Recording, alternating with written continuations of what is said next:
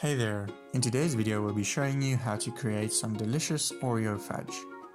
You will need 340 grams of white or brown chocolate chips, 1 can or 385 grams of sweetened condensed milk, a baking or roasting dish, and 24 Oreo cookies.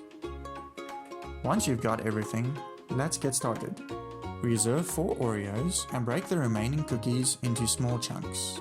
In a small saucepan, heat the condensed milk and the chocolate chips over a medium to low heat, stirring constantly until completely melted. Once melted, mix the cookies into the chocolate mixture